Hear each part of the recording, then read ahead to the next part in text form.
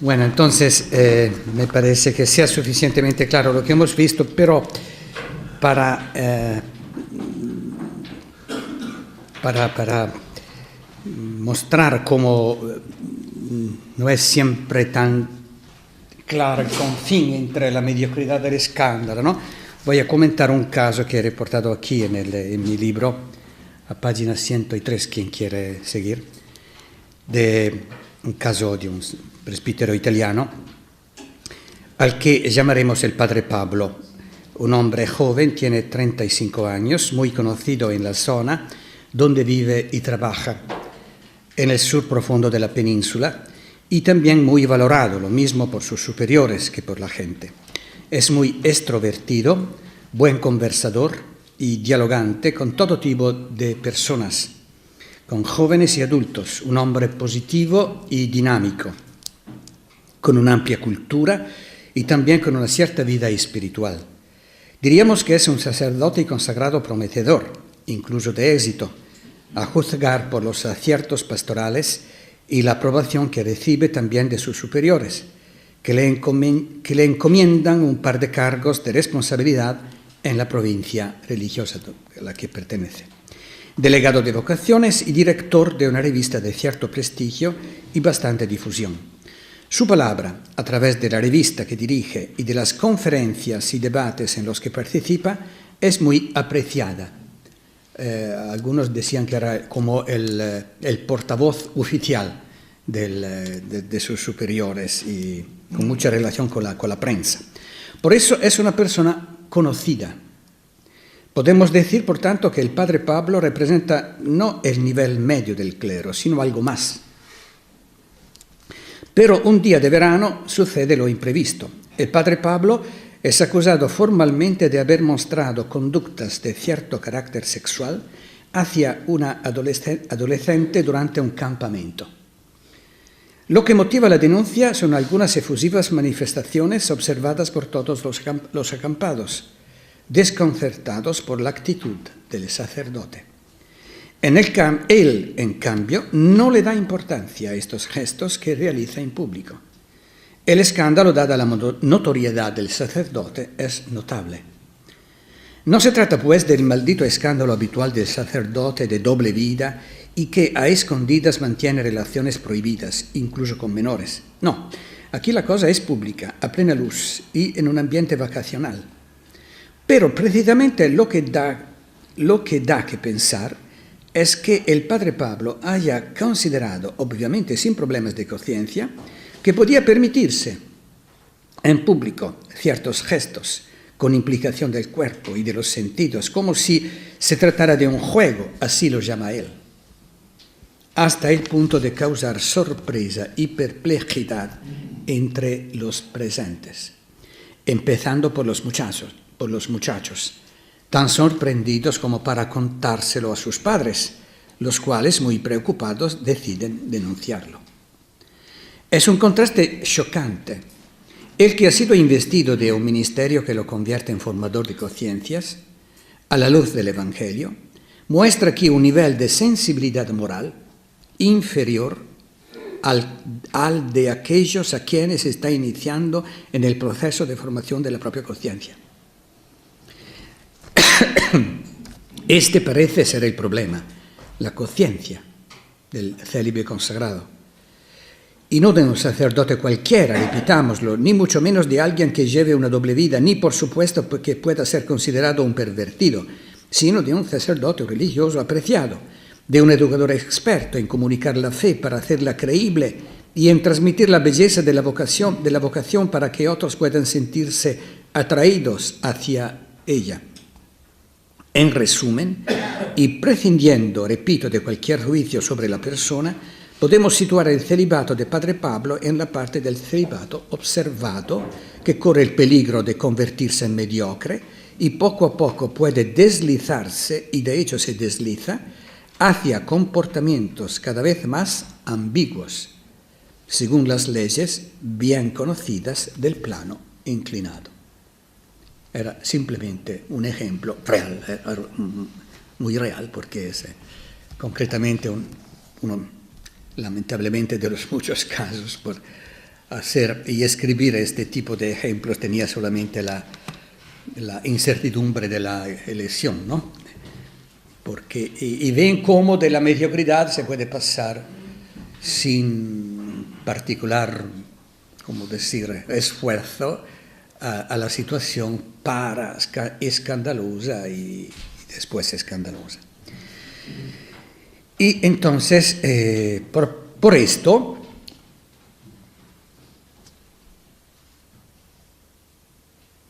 por esta responsabilidad colectiva y por esta subrayatura que hemos hecho antes sobre el tipo de relación entre esta grande mayoría, de la grande masa de célibes que por sí son observantes, aunque con alguna compensación o concepción, y cómo es fácil pasar de esta situación a la situación escandalosa, ¿no?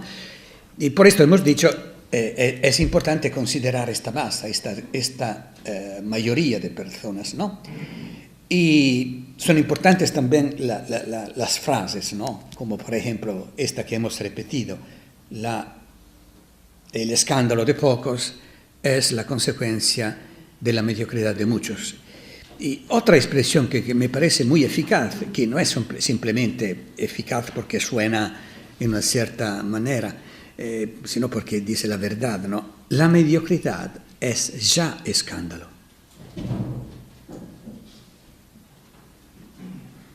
Esto sería suficiente si creamos, ¿no? Si creamos en la diócesis, en la comunidad presbiteral, este tipo de convicción, lo decía antes con una mujer. Bueno, esta es mentalidad, ¿no? El sistema, una mentalidad que modifica una manera previa de pensar el fenómeno. La mediocridad es ya escándalo. Es ya una forma de perversión.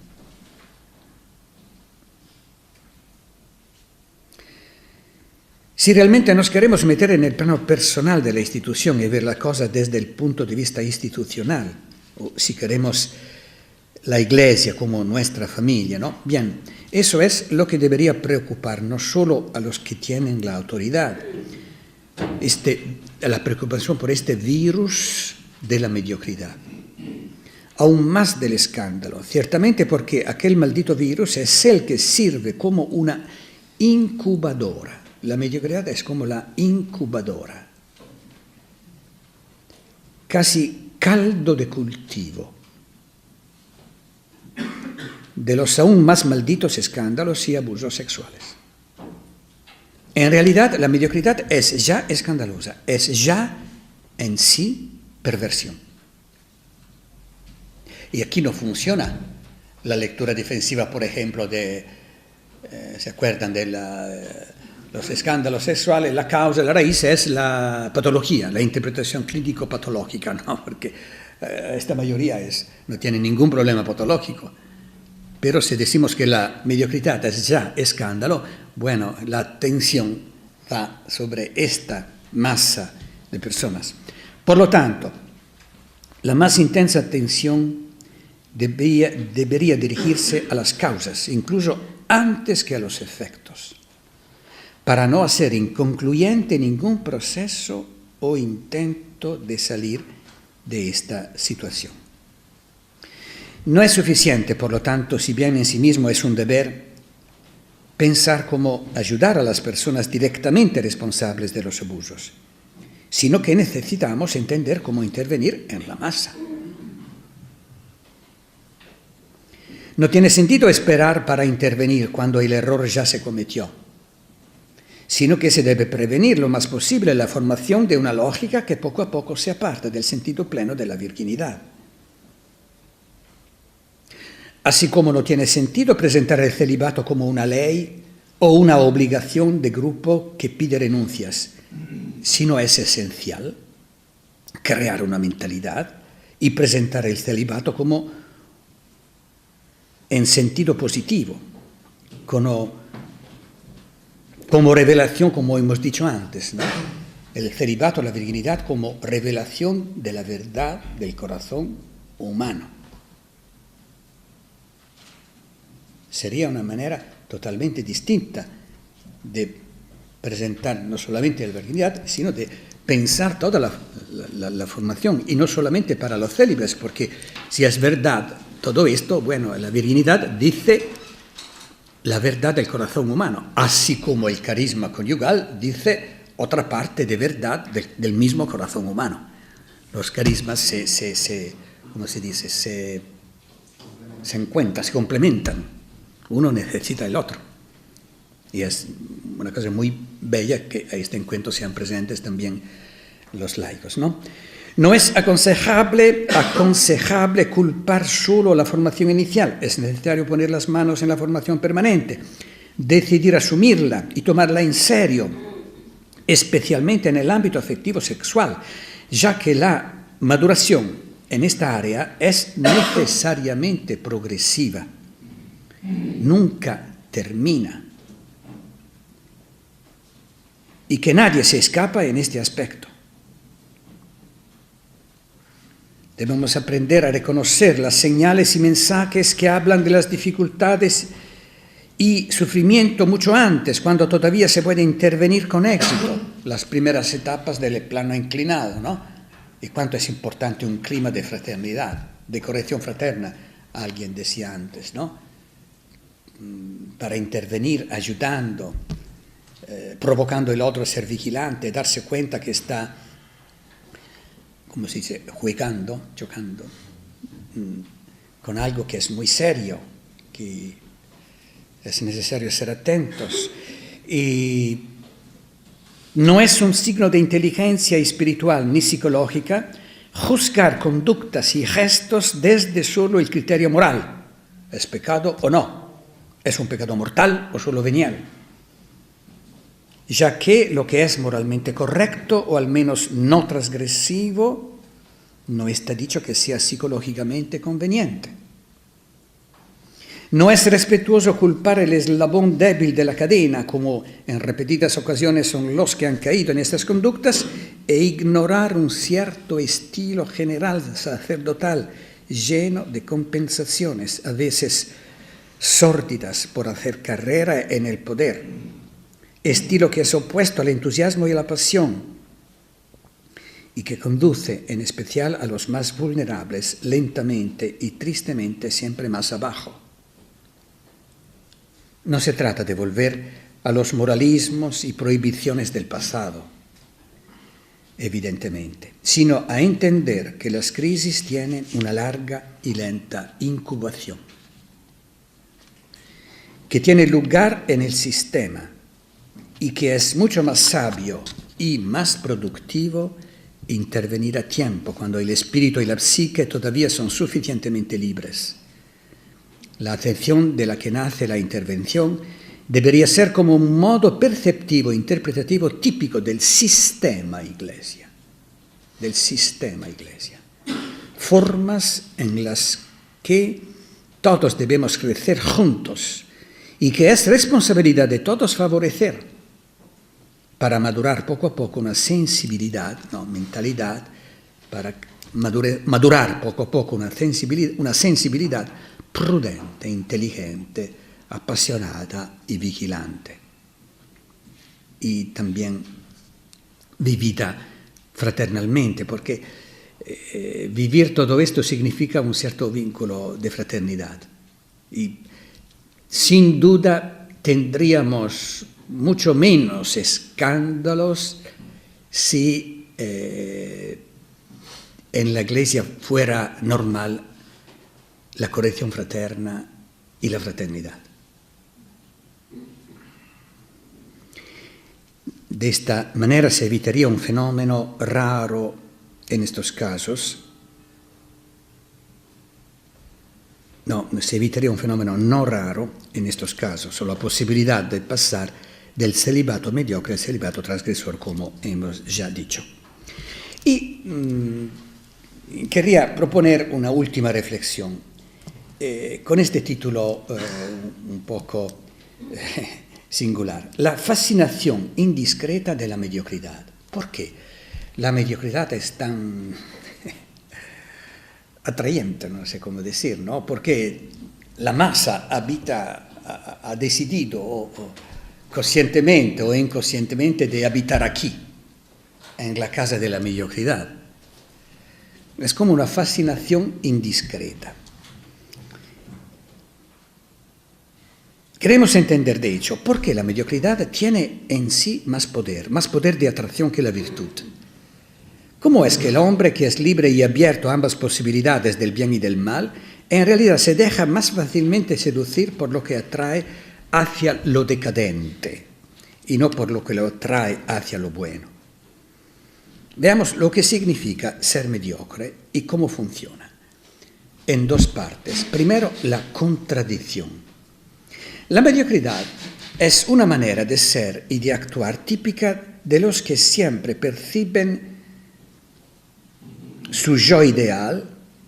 El yo ideal sería lo que la persona se siente llamada a realizar, ¿no? Lo que nosotros creyentes llamamos vocación. Hay el yo actual y el yo ideal.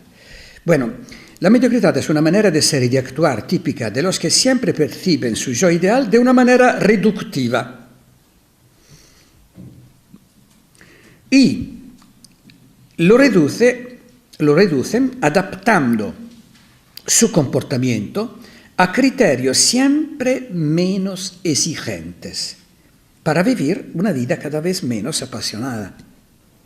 Se reduce todo, ¿no? El ideal, sus exigencias, su fascinación, sus deberes y también la pasión general de la vida.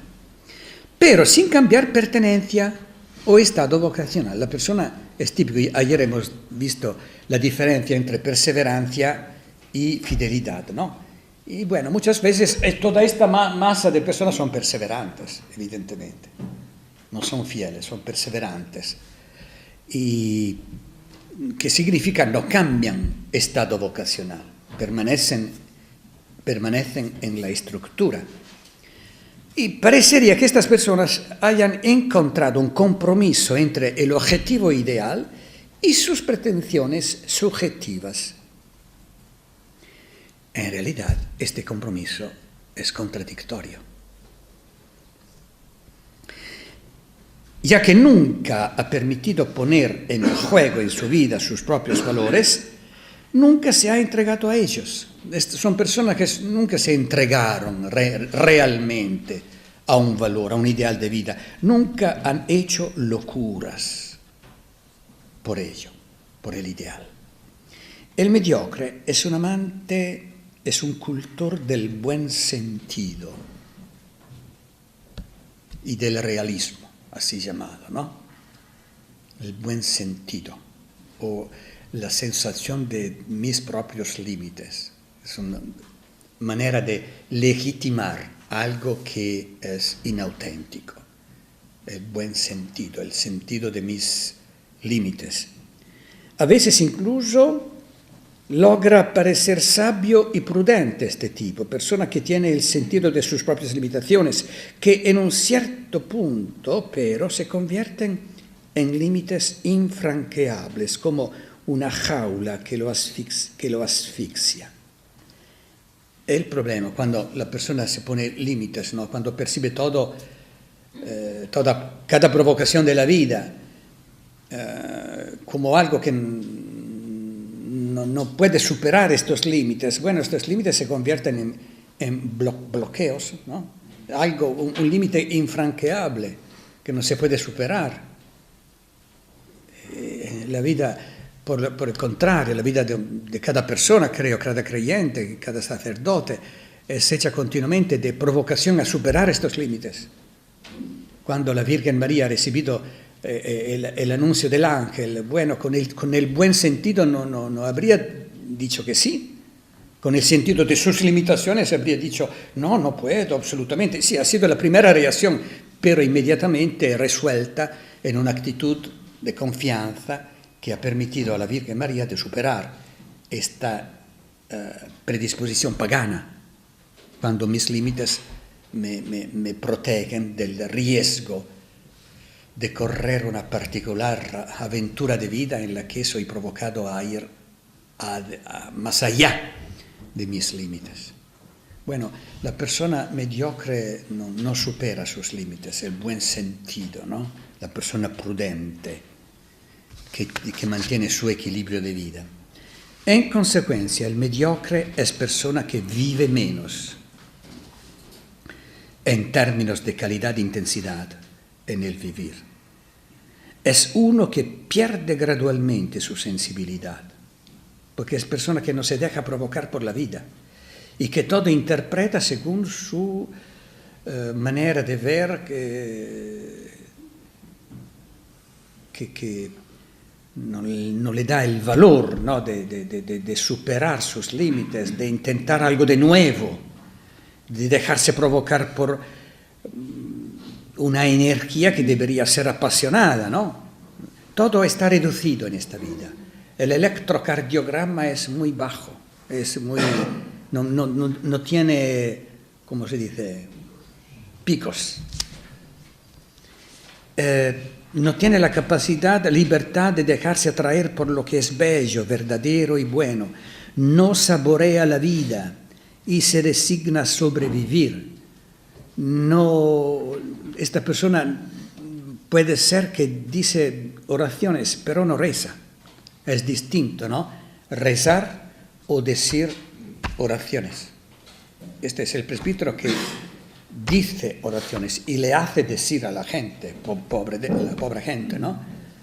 Pero él no reza, porque rezar significa dejarse mirar por los ojos de Dios, ser atraído por esta relación, de encontrarse totalmente inmerso en esta relación y dejarse atraer por el misterio, por esta luz, ¿no? Esta persona no entra en el misterio, es peligroso entrar en el misterio. Es muy higiénico quedarse fuera, muy ecológico, muy prudente, muy sabio. No, la persona no se deja absorbir por esta corriente de amor, ¿no?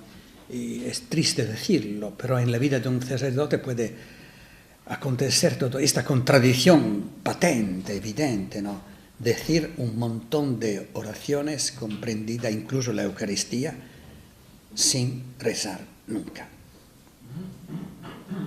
sin entrar en contacto con Dios, leer la palabra y no dejarse leer. La palabra es leída correctamente cuando la persona se deja leer por la palabra y siente dentro de sí, la palabra está hablando de mí, me está poniendo en crisis. Es la palabra, leer la palabra, este tipo de creyente no lee la palabra, habla con Dios, es distinto, vive una relación con una persona vivente, se deja mirar, se deja provocar, poner en crisis. Y entonces, por esto, el mediocre es una persona que no saborea la vida y se resigna a sobrevivir. Es presbítero perseverante, no es fiel. De hecho, se repite, su pastoral es repetitiva. A veces, porque la creatividad es consecuencia de amor, de pasión. La creatividad no es consecuencia del cociente intelectual, ¿no? La creatividad es expresión de amor. Una persona, el enamorado, por definición, es un creativo y encuentra 1000 maneras para decir que ama la otra persona. Es así, ¿no? Cuando hay un amor fuerte, apasionado. Y la creatividad apostólica es un test que dice la cualidad de tu relación con Dios.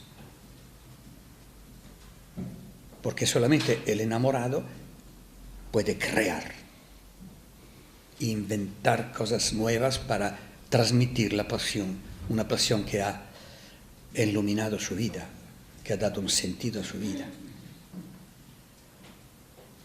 A veces, este tipo mediocre es también un tipo sin emociones y sensaciones especiales. Exactamente, con un electrocardiograma más bien plano. tal vez es el sacerdote y el levita de la parábola del buen samaritano. Oh, qué vergüenza para nosotros que Jesús había elegido un sacerdote para hablar de la sensibilidad relacional, con una motivación cultural. Tengo que ir al templo para celebrar el culto. El culto vale más que la vida de una persona, es el contrario de lo que dice el Salmo, ¿no? Tu gracia vale más que la vida. Por este tipo de sacerdote, el culto vale más que la vida de un pobre que esté sufriendo. Es como una blasfemia. Es una blasfemia, ¿no? Persona su sensibilidad es totalmente pagana. ¿A qué sirve aquel culto que sin duda no es agradecido a Dios? No hay grandes aspiraciones en la vida de un mediocre. Y todo va bien. Si es interrogado, dirá que, bueno, todo va bien. Bastante bien. El bastante es una expresión estratégica en la boca de un mediocre, ¿no? Porque se da cuenta que no hay grandes picos, grandes entusiasmos. Pero va bien. El problema, la deterioración, ¿no? Es que la persona se siente bien en esta situación. Esta es la deformación. Va todo bastante bien. Es la muerte. Bastante bien. Es la muerte. No hay grandes aspiraciones en su vida, ni siquiera grandes tentaciones. Es significativo, ¿no? Normalmente las grandes aspiraciones son acompañadas por grandes tentaciones. Cuando uno toma seriamente la vida espiritual, bueno, tiene que saber que la atracción de grandes aspiraciones será acompañada regularmente por grandes tentaciones. Es signo de vida, signo de una persona que está luchando también con Dios. La auténtica relación con Dios significa la lucha con Él, luchar con su amor. Normalmente la mediocridad es autojustificada, claro. O el mediocre, decimos que el mediocre no se reconoce como tal. Es difícil en una confesión de sacerdote sentir el sacerdote que dice, me confieso ante Dios que soy mediocre. Es muy difícil. La mediocridad no se ve a sí misma. El mediocre no se reconoce como tal debido a que la mediocridad, ¿y por qué también esto? Porque la mediocridad normalmente no es transgresiva. La mediocridad ha encontrado este punto medio en el que no hay escándalos, no hay virtud, no hay esta situación mediocre, ¿no? O debido a la mediocridad no es transgresiva por lo general o que no lo es tan grave.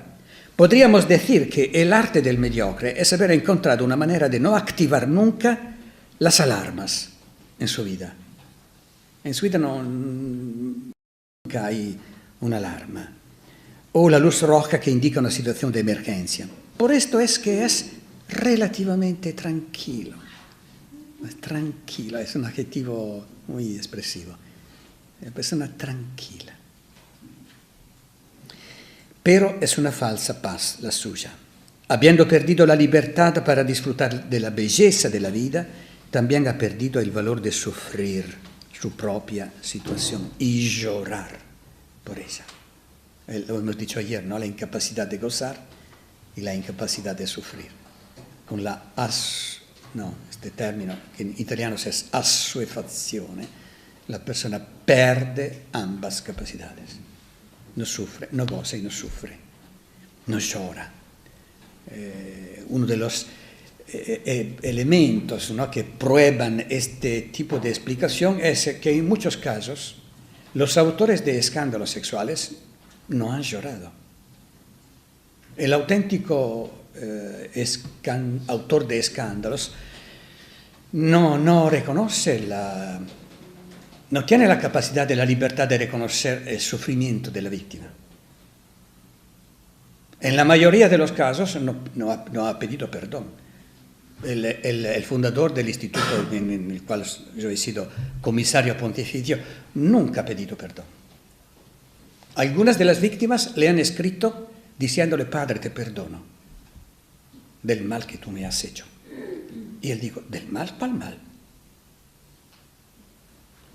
Esta como humanidad, ¿no?, que se está perdiendo la capacidad de gozar y de sufrir, de llorar, de reconocer el mal hecho.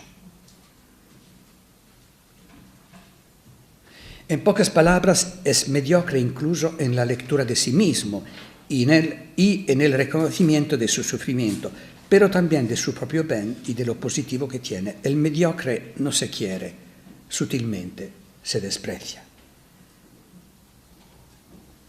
Es por esto que muchas veces tiene necesidad de proponer al exterior una visión muy positiva de sí. Es persona, puede ser socialmente muy extrovertida y capaz de un cierto éxito público, social, relacional y televisivo en algunos casos. Y no podría ser de otra manera, dado lo gris de la vida que lleva, sin pasión y entusiasmo, ni creatividad, ni capacidad de tocar el corazón de quien lo escucha. Puede ser apóstol eficiente, pero no es eficaz.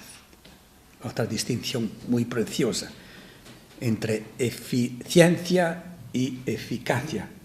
La eficacia es la transmisión del poder salvador de la cruz de Jesús. La eficacia es poner en hecho actos que son como la mediación de este poder salvador, redentivo, de la cruz de Jesús. Esta es la eficacia. La eficiencia sería la actitud del apóstol, que es capaz de hablar, es capaz de hablar en público, tiene un montón de relaciones, es socialmente, ¿cómo se dice? Socialmente, ¿cómo? Activo, sí. Tiene mucho éxito y esta es eficiencia. Puede ser que la persona tiene también una competencia, ¿no?, en algunos ámbitos, entonces sabe actuar de una manera muy, ¿cómo decir?, convencedora, ¿no? Tiene resultados, pero es eficiencia, no es transmisión del poder salvador de la cruz. Eficacia, en la que mi debilidad se convierte en mediación misteriosa del poder de la cruz. Anuncia el Evangelio de Cristo, pero sin escuchar para sí mismo una buena noticia. Y entonces es una contradicción patente. El otro aspecto, y terminamos, es la seducción de la mediocridad. Contradicción y seducción.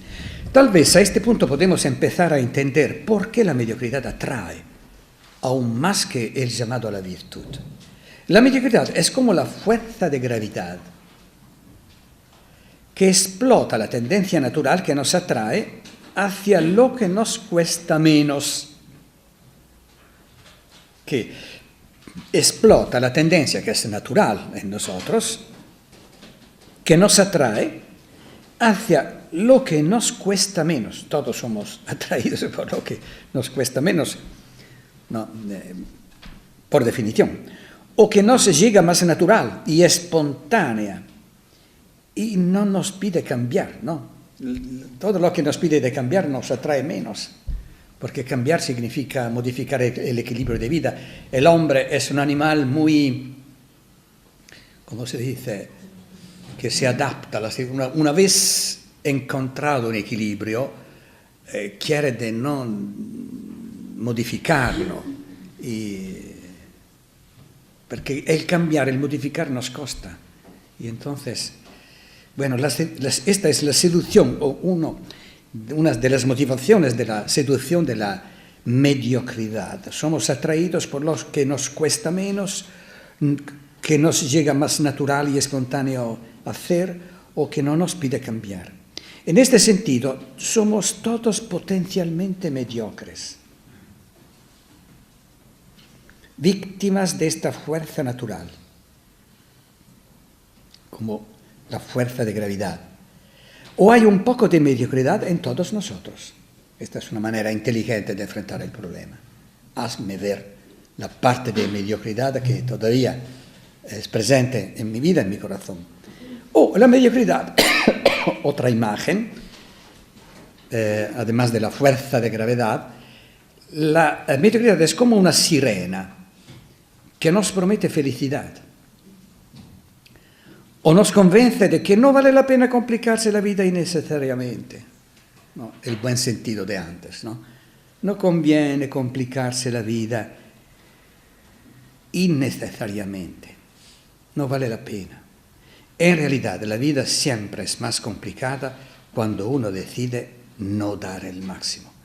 En aquel momento la vida se complica. Es más simple vivir con una única dirección, la que me pide el máximo de lo que puedo dar, porque así está hecho el ser humano. El ser humano está hecho de manera de dar el máximo de sí. Esto es natural. Esto es según la semejanza con Dios.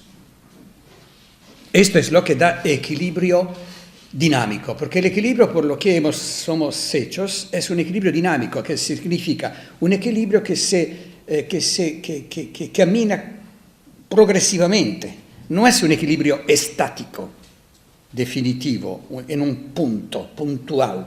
Es un equilibrio que es equilibrante, pero que camina, porque el ideal que yo quiero realizar se revela siempre de una manera nueva. Cada mañana que yo hago la meditación sobre la palabra del día, la palabra misma del día, la palabra de Dios me revela algo de nuevo. Entonces siento dentro de mí que hoy tengo que hacer otra cosa, otra renuncia, otra perspectiva, siempre en la misma dirección, claro.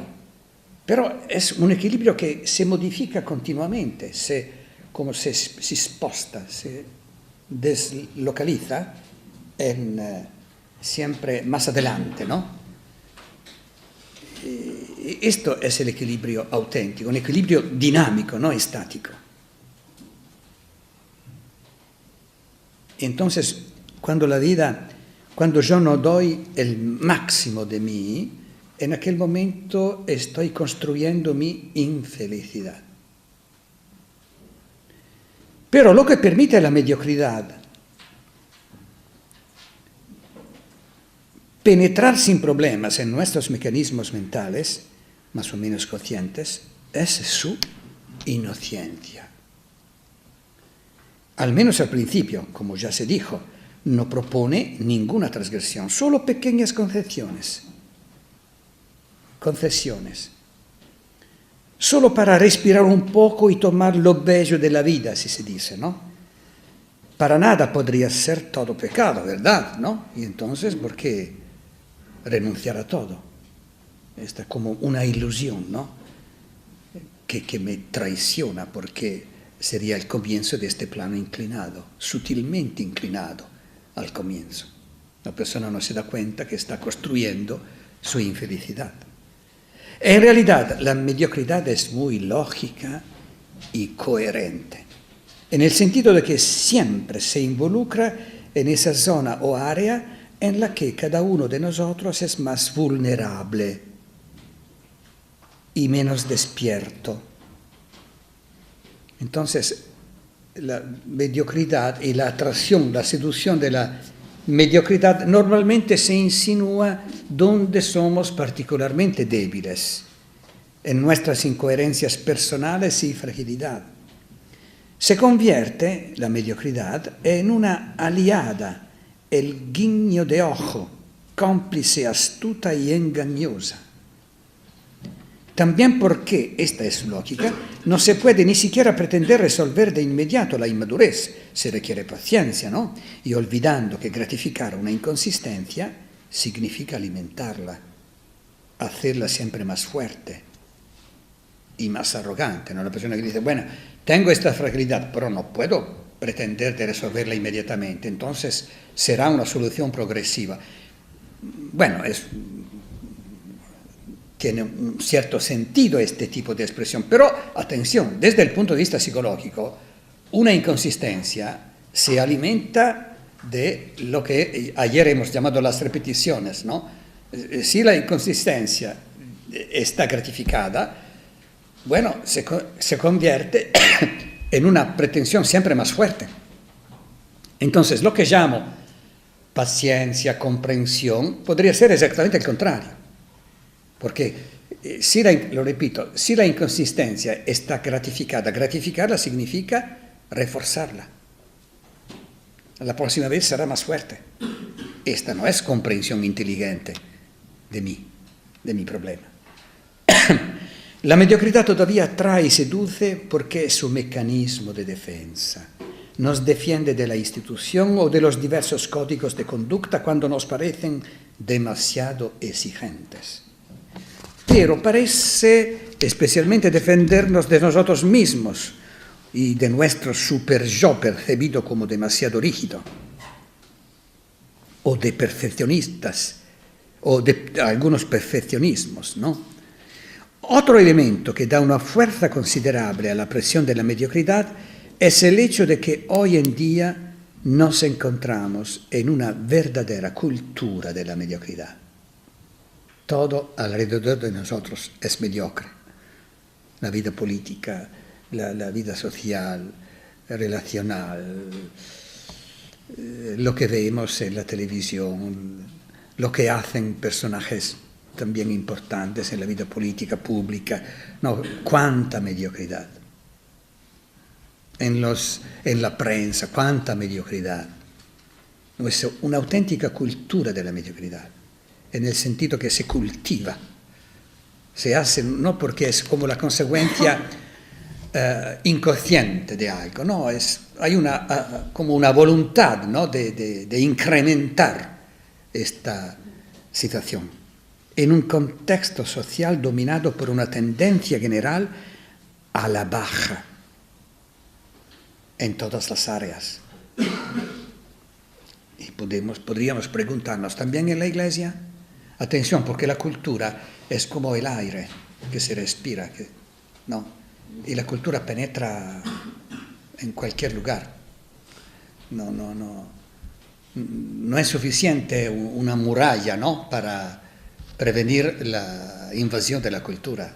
También en el monasterio contemplativo penetra la cultura del mundo.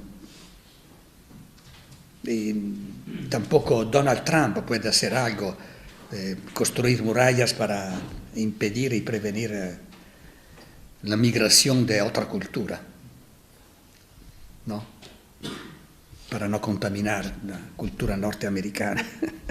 Y bueno, esto es importante darse cuenta de esto, que realísticamente la cultura penetra por cualquier parte. La idea de así hacen todos siempre ha tenido un gran impulso a nivel conductual. Y se convierte en la cultura del momento, en la que todo está legitimado y justificado. Si lo hacen todos, bueno. Entonces es importante preguntarnos, en este presbiterio, ¿cuál es la cultura? En este presbiterio hay una cultura en la que fraternalmente, recíprocamente nos invitamos a dar el máximo de la vida. ¿O hay otra cultura de otro signo? ¿O hay otra cultura en la que se legitima la mediocridad?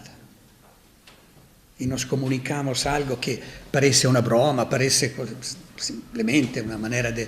Y es una invitación a la mediocridad. ¿Cuánto es importante atraer la atención sobre esto? Ahora nos enfrentamos a una especie de canonización secular de la mediocridad. Es como canonizada la mediocridad. ¿Por qué? En la cultura de hoy no provocamos, por ejemplo, el niño, el adolescente a hacer cosas difíciles. He escrito un libro de algunos años titulado Si me amas, no decirme siempre sí. Y la cultura de hoy va en otra dirección, ¿no? Y canonización de la mediocridad. La otra persona el otro, yo mismo, ¿no? Siempre tengo que obtener lo que quiero. Una canonización secular de la mediocridad, cuyos sacerdotes y papas a menudo son figuras públicas que se les permite todo y más. Y se sabe, la cultura es como el aire, penetra en todas partes, incluso en el templo. A menudo la mediocridad se esconde detrás de un disfraz, como cuando, por ejemplo, se insiste en la necesidad de la aceptación de sí mismo, que es como un comandamiento laico, ¿no? Lo cual es algo deseable y saludable, aceptarse a sí mismo, ¿no? Pero no tiene nada que ver con la actitud pasiva de los que se dejan ir porque así están hechos y no hay nada que hacer o que se permiten todo. La aceptación de uno mismo es saludable cuando libera a la persona de la manía obsesiva de la perfección y le aligera el peso excesivo de un yo narcisista que no puede admitir ser imperfecto. Pero la aceptación de sí es importante para reanudar con mayor libertad y realismo el proceso de crecimiento.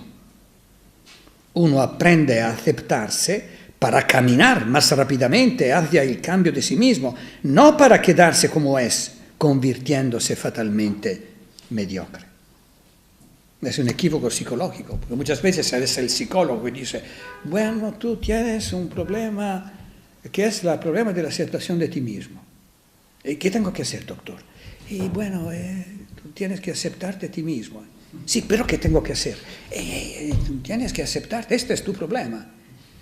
Bueno, 150 euros para decir esta grande verdad, ¿no? La aceptación de sí es saludable cuando es una etapa, no es el objetivo. Y de hecho, me parece desde también el punto de vista psicológico, yo me puedo aceptar solamente al interior de un contexto relacional. Cuando hago una relación, cuando vivo una relación frente a una persona que me acepta totalmente, incondicionadamente. Es de una relación que nace la posibilidad de aceptarse. Y por esto la relación con Dios es la relación que me permite de aceptarme también en mi negatividad, también en mi pecado. La experiencia de la misericordia es esta. Misericordia significa una relación vivida con una persona que me acepta incondicionalmente, hasta el punto de darme la posibilidad de aceptarme a mí mismo. Pero esta aceptación es dinámica. ¿En qué sentido? Me provoca a continuar el camino. No es un objetivo final. Significa algo de muy concreto. Significa porque he sido amado y aceptado totalmente, siento dentro de mí la decisión, la elección de dar el máximo de mí frente a este amor. La mediocridad es también eficaz por su sistema de comunicación, hecho de frases contundentes e impactantes. Por ejemplo, algunas de estas frases. Sé tú mismo. Parece quién sabe cuál grande revelación, ¿no? Sé tú mismo. Y no es suficiente, porque sería simplemente el yo actual. No tiene sentido sé tú mismo. El problema es diventar, convertirse, modificar la vida, y con este objetivo de un yo ideal y no contentarse con un yo actual. O otra expresión sagrada, no niegues a tu yo más profundo, ¿no? Como el respeto por las sensaciones profundas que la persona percibe dentro de sí. También esta es una expresión equívoca. No, otra expresión, no se puede sufrir y luchar toda la vida para justificar esta concesión que abre a la mediocridad, ¿no? La vida del hombre está hecha de luchas, de lucha con sí mismo, con Dios. Cada amigo de Dios en la Biblia Sagrada ha luchado con Dios. Descubre el valor y la alegría de actuar según lo que sientes. ¿no? Otra frase sagrada, ¿no? Descubre el valor y la alegría de actuar según lo que sientes. Sería la dictadura de los sentimientos, que no parece ser signo de libertad, me parece. O otra expresión, basta con la rigidez. Claro que tiene una verdad, pero no si es entendida como tener un valor ideal que es lo mismo y no puedo modificarlo, no puedo adaptarlo a mis sensaciones y exigencias. O otra expresión, prueba el sabor de dejarte ir una buena vez, ¿no? Como de dejar libertad a tus sensaciones. Otra expresión muy proclamada hoy, si lo sientes es un buen motivo para hacerlo. Persona coherente, ¿no? Si lo sientes es un buen motivo para hacerlo, que es una grandísima tontería y estupidez desde el punto de vista psicológico, porque la persona inteligente, también un animal, hace lo que siente. Un animal vive así, ¿no? El hombre lo que siente lo pone en crisis. Si siento algo dentro de mí, le digo, ¿de dónde viene mi sentimiento? ¿Cuál es tu raíz? ¿Cuál es tu origen? Como decían los padres, ¿no?